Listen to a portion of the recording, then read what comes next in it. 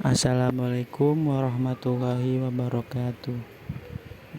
Kembali lagi bertemu dengan saya, Dimas Aisyah Putra, dalam video pembahasan tentang matematika. Kali ini masih dengan mata kuliah yang sama, yaitu matematika bisnis, dengan materi yang berbeda, yaitu penyusutan, di mana video ini saya buat untuk menuntaskan dan memenuhi nilai ujian akhir semester mata kuliah matematika bisnis, dan sebagai bahan pembelajaran bagi saya dan teman-teman semuanya yang menonton video ini. Langsung saja kita masuk ke inti videonya. Di dalam video ini ada dua pokok pembahasan yang akan kita bahas dan akan kita pelajari secara bersama-sama. Di antaranya yaitu yang pertama ada perhitungan penyusutan, dan yang kedua adalah menghitung besar penyusutan. Kedua pokok pembahasan itu akan kita bahas dan akan kita pelajari secara bersama-sama agar saya dan kalian semua juga bisa memahami materi dari penyusutan ini. Pada bab pertama ini kita akan mempelajari tentang perhitungan penyusutan, yang dimana di dalam bab ini kita akan mempelajari tentang pengertian penyusutan, aktiva, nilai sisa, dan umur manfaat. Mari sama-sama kita pelajari bab pertama ini. Sebelum kita mempelajari tentang penyusutan, kita akan membahas pengertian penyusutan. Penyusutan atau depresi adalah berkurangnya nilai ekonomi suatu aktiva. Berkurangnya nilai tersebut biasanya disebabkan karena aus atau dipakai dan atau umur manfaatnya. Jadi itu adalah pengertian dari penyusutan atau depresi yang akan kita bahas pada video ini. Nah, setelah mengetahui tentang pengertian penyusutan, sekarang kita akan membahas tentang pengertian aktiva. Apa sih itu aktiva? Aktiva adalah segala sumber daya ekonomi dari suatu perusahaan yang berupa harta maupun hak-hak yang dimiliki berdasarkan kekuatan hukum. Aktiva perusahaan dapat dibedakan menjadi dua, yaitu aktiva lancar dan aktiva tetap. Seperti pembahasan pada slide sebelumnya, aktiva itu dibagi menjadi dua, yaitu aktiva lancar dan aktiva tetap. Aktiva lancar adalah suatu aktiva perusahaan yang digunakan untuk membantu kelancaran proses kegiatan operasional perusahaan. Misalnya, uang tunai dan aktiva lain yang secara layak dapat diubah menjadi uang tunai dengan cara dijual atau dipakai habis dalam satu siklus operasi perusahaan yang normal. Jadi, ini adalah pengertian dan penjelasan dari aktiva lancar. Dan kita bisa lihat contohnya pada gambar di dalam video ini. Setelah kita membahas tentang aktiva lancar, dan yang kedua ini adalah aktiva tetap. Nah, apa sih aktiva tetap itu? Aktiva tetap adalah suatu aktiva perusahaan yang sifatnya relatif permanen yang digunakan dan menyelenggarakan operasi perusahaan. Aktiva tetap ini dibedakan menjadi dua, yaitu ada aktiva tetap berwujud dan aktiva tetap tidak berwujud. Nah, diingat-ingat ya teman-teman, kalau aktiva dibagi dua menjadi aktiva lancar dan aktiva tetap. Di dalam aktiva tetap juga ada pembagiannya lagi, yaitu aktiva tetap berwujud dan aktiva tetap tidak berwujud. Nah, seperti yang sudah dijelaskan sebelumnya, aktiva itu dibagi menjadi dua, yaitu ada aktiva tetap berwujud dan aktiva tetap tidak berwujud. Aktiva tetap berwujud itu contohnya seperti tanah, gedung, bangunan, peralatan, mesin, kendaraan, dan lain-lain. Sedangkan jika aktiva tetap tidak berwujud, ialah suatu aktiva tetap tidak memiliki sifat-sifat tetapi memiliki nilai uang karena hak secara hukum, ya contohnya seperti hak paten, hak cipta, copyright, goodwill, dan merek dagang. Itu adalah pembagian aktiva tetap, yaitu dari aktiva tetap berwujud maupun aktiva tetap tidak berwujud. Setelah kita membahas tentang aktiva, sekarang kita masuk ke biaya perolehan suatu aktiva dan umur manfaat. Apa sih itu biaya peroleh suatu aktiva? Ia adalah besarnya biaya yang dikeluarkan untuk memperoleh aktiva tersebut. Nilai sisa atau residu adalah taksiran nilai aktiva setelah masa manfaat dari aktiva tersebut. Sedangkan umur manfaat suatu aktiva adalah perkiraan suatu aktiva dapat dimanfaatkan. Jadi itulah pengertian dan penjelasan dari biaya perolehan suatu aktiva dan umur manfaat. Agar perusahaan dapat tumbuh berkembang secara seimbang, maka salah satunya perusahaan tersebut perlu mengetahui dan memperkirakan penyusutan aktiva secara baik dan tepat hingga ada gilirannya perusahaan dapat menggunakan hasil-hasil perkiraan ini sebagai dasar tindak lanjut operasional. Nah, selesai sudah pembahasan kita pada bab 1 ini.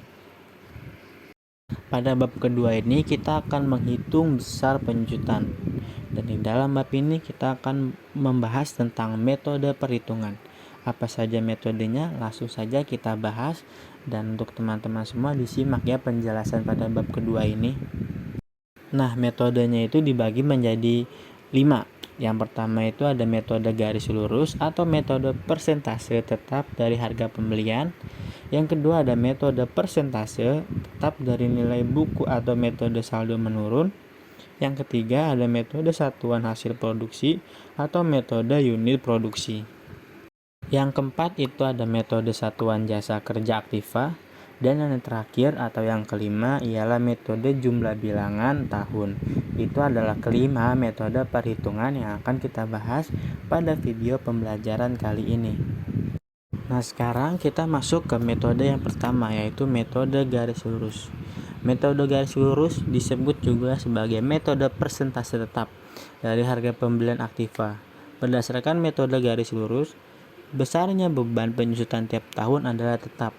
Nah, bisa kita lihat rumusnya adalah D A-S sama per N. Besarnya tingkat penyusutan R didefinisikan oleh rumus R sama dengan D per A dikali 100%. Nah, ini adalah metode garis lurus. Namun jika kita hanya belajar tentang rumusnya, pengertiannya, tapi tidak ada contohnya, pasti kita semua akan bingung, termasuk juga saya. Nah, di sini saya memberikan contoh soal metode garis lurus. Ini adalah soalnya, kita cermati. Pada awal tahun 2005, PT Adil dan Sejahtera membeli sebuah aktiva seharga 15 juta. Aktiva tersebut menyusut 12,5% tiap tahun dari harga beli. Yaitu tentukan A. Nilai aktiva pada akhir tahun 2010. B. Akumulasi penyusutan selama 6 tahun.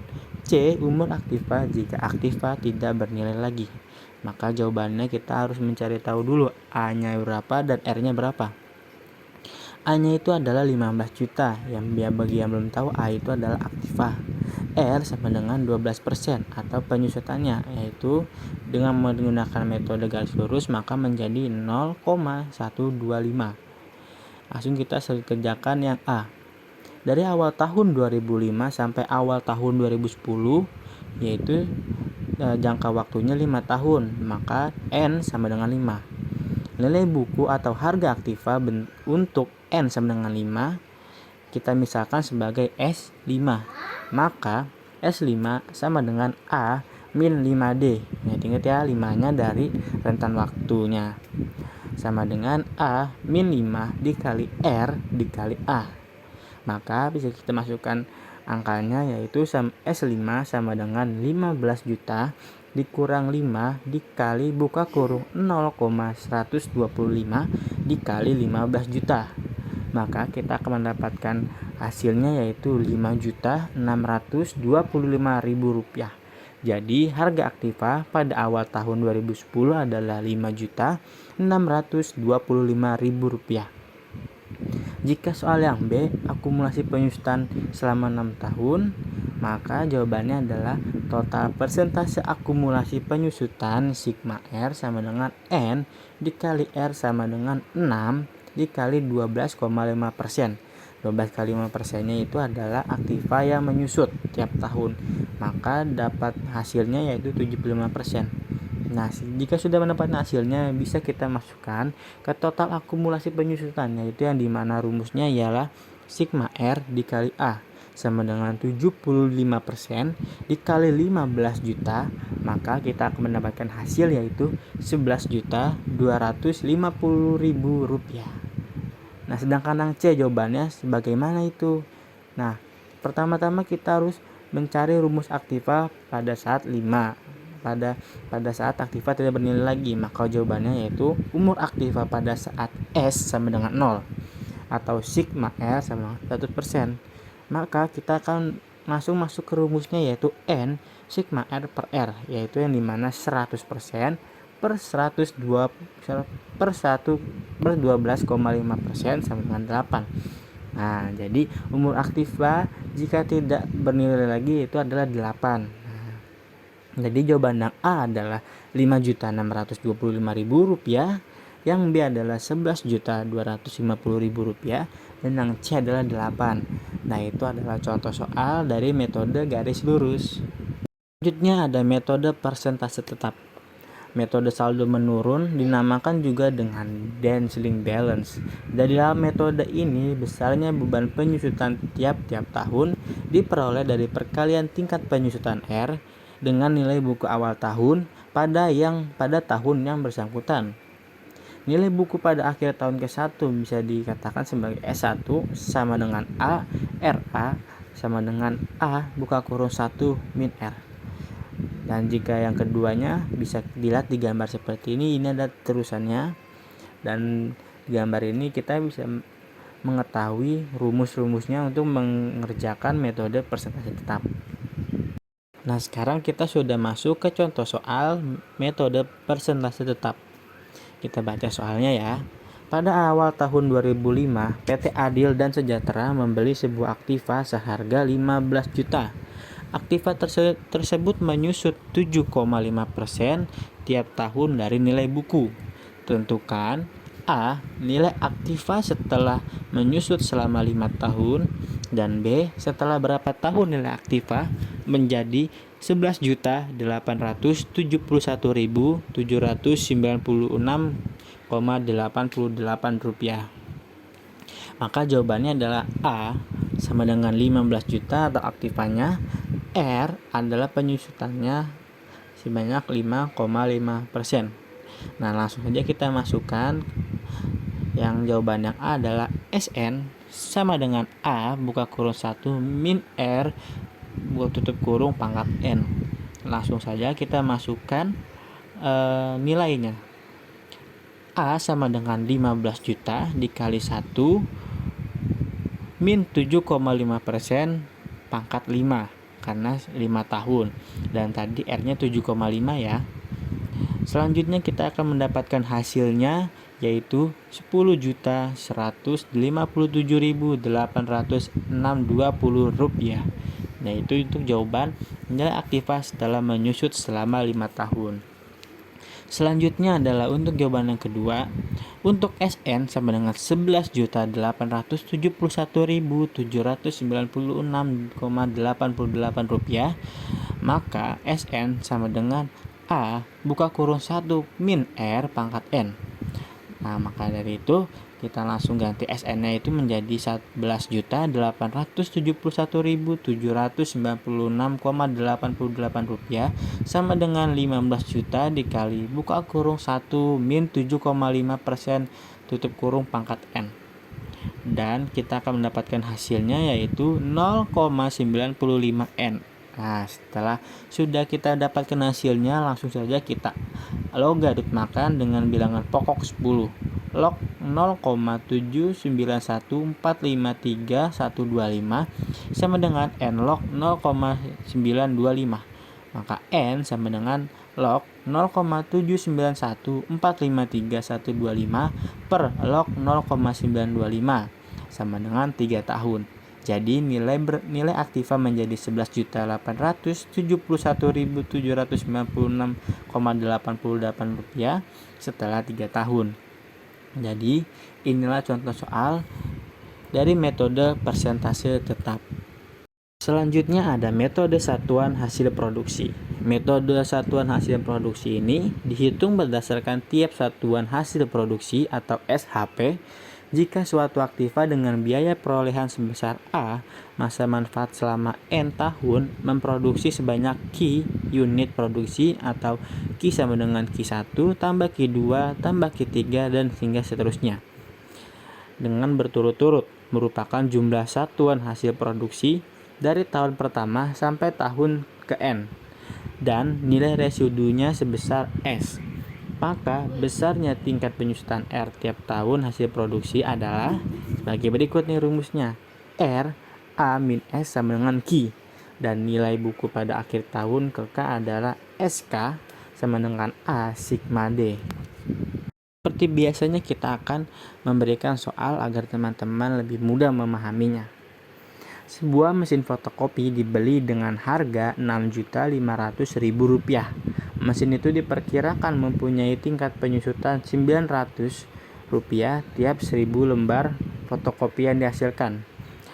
Dan maka pertanyaannya adalah A. Jika tahun tertentu mesin fotokopi itu dapat menghasilkan 565.500 lembar fotokopi, berapa beban penyusutan pada tahun tersebut? Yang B. Berapakah harga mesin fotokopi itu setelah mesin tersebut memproduksi 950.000 lembar fotokopi? Langsung saja kita jawab. Pertama-tama kita mencari A-nya dulu atau aktivanya itu sebesar Rp6.500.000 dan R-nya itu penyusutannya adalah Rp900 per 1000 lembar.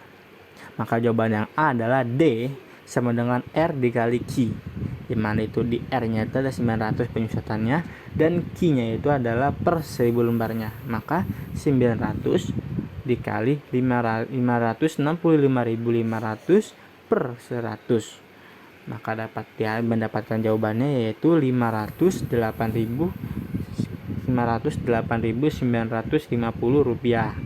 Dan sedangkan jawaban yang B, langsung saja kita masukkan rumusnya. Sigma D sama dengan R dikali sigma Q.